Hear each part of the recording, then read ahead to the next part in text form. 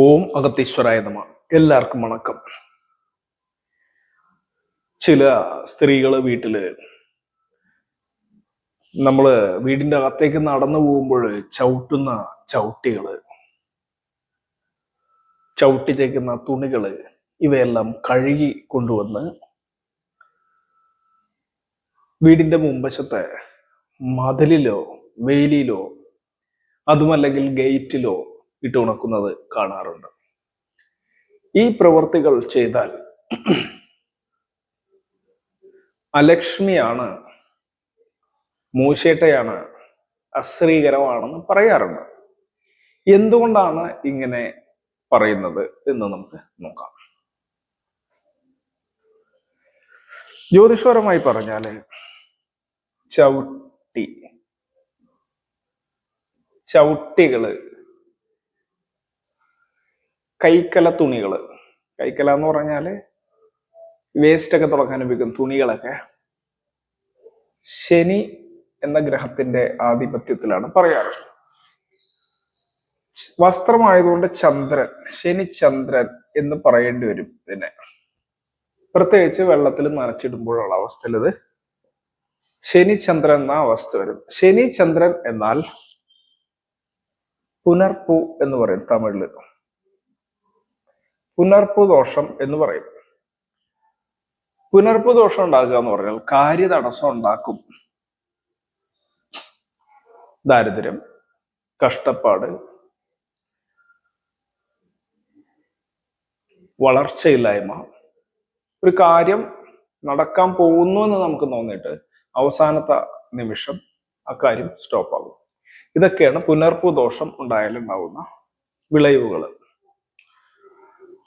അപ്പോ വീട്ടില് കൈക്കല്ല തുണി, ചവിട്ടി തേക്കുന്ന തുണികളൊക്കെ കഴുകി മുൻവശത്തെ മതിലില്, മുൻവശത്തെ ഗേറ്റിലേക്ക് ഇട്ടാല്, ഈ വീടിന്റെ മുൻവശം എന്ന് പറഞ്ഞാല് ലഗ്നഭാവമാണ് വീടിന്റെ. ലഗ്നഭാവം ഗേറ്റ് എന്നൊക്കെ പറയുമ്പോൾ രണ്ടാം ഭാവമായിട്ട് വരും.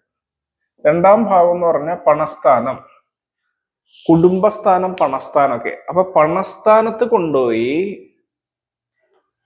ശനി ചന്ദ്രൻ നിൽക്കുന്ന ഒരു അവസ്ഥ ഉണ്ടാക്കി കഴിഞ്ഞാല് ധനവരവ് നിൽക്കും. ലഗ്നത്തിൽ വന്നാൽ രോഗാദി അരിഷ്ടങ്ങൾ ഉണ്ടാകും എന്നൊക്കെ നമ്മൾ കണക്കാക്കേണ്ടിയിരിക്കുന്നു. അതൊരു ചാർട്ട് വരച്ചിട്ട്, ഒരു രാശിചക്രം വരച്ചിട്ട് കാണിക്കണേ അത്തരത്തില് മനസ്സിലാക്കണം.